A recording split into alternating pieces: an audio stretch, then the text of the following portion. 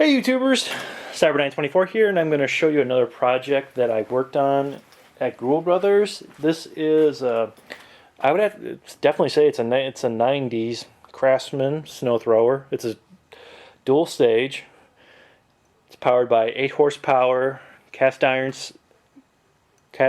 lined Tecumseh engine.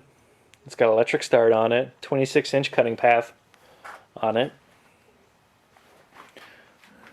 It's got a light on it, of course, electric start, and it's got 6 forward and 2 reverse on the transmission.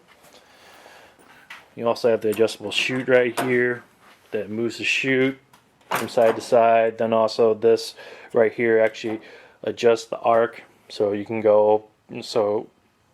have this thing shoot nice and high or nice and low. It just really all depends on what you want to do.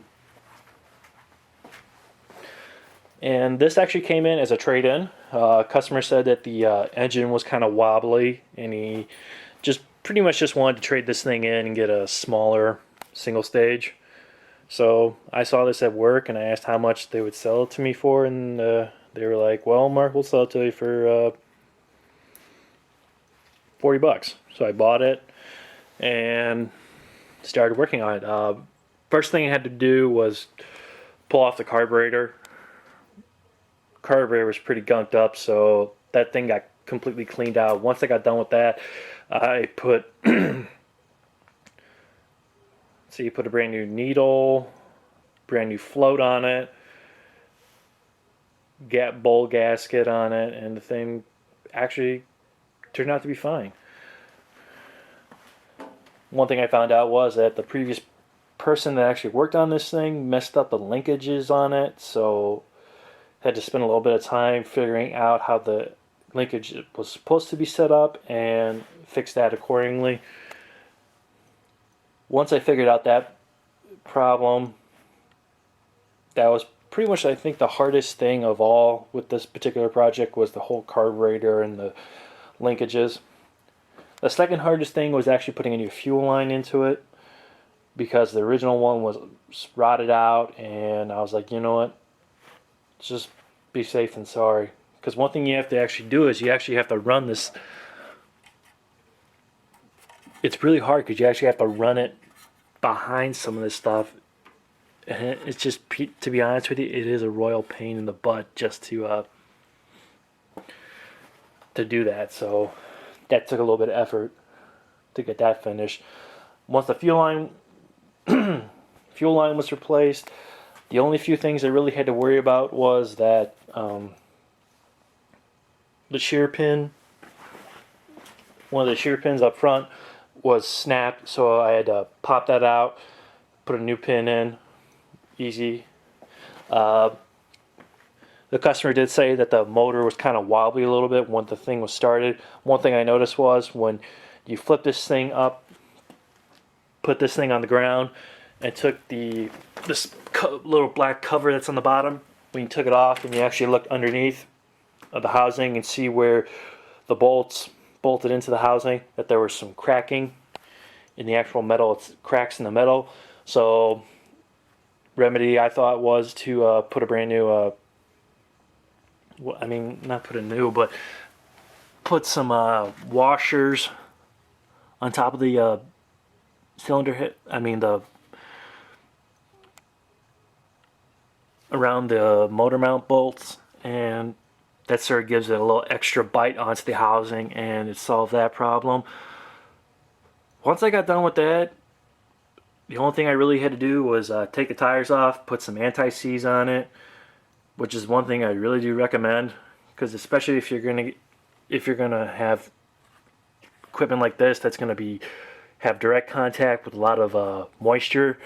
You don't want any kind of water getting in between the tire and the shaft and having it seize onto the shaft itself, because then it just becomes a royal pain just to get these tires off if you have to service the tires in any way, shape, or form, or replace the drive shaft.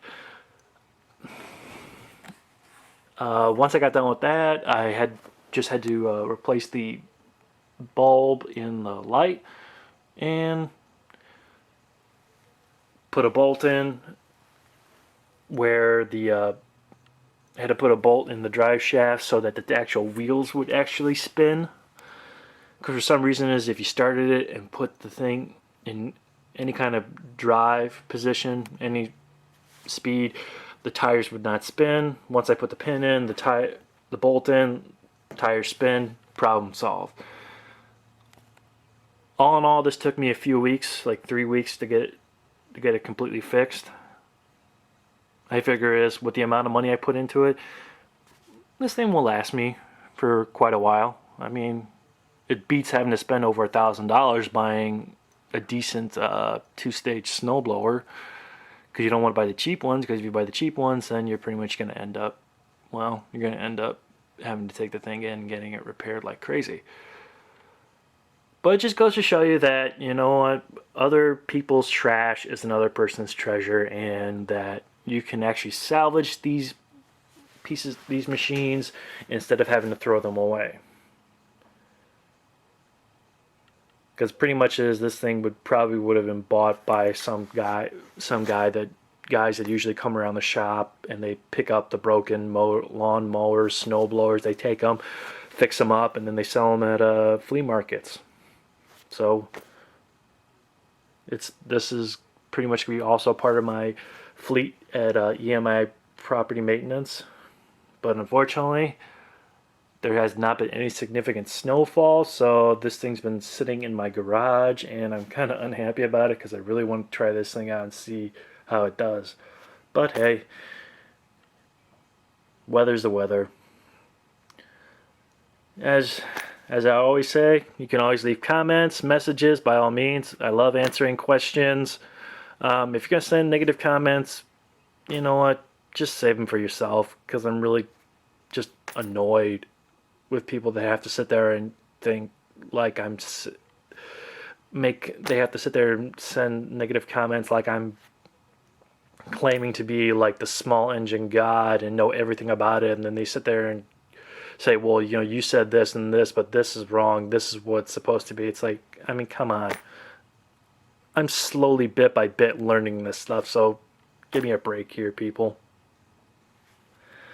Well, thanks for all the views, YouTubers, and I'll have more videos coming within the next month or two. So, y'all take care, okay?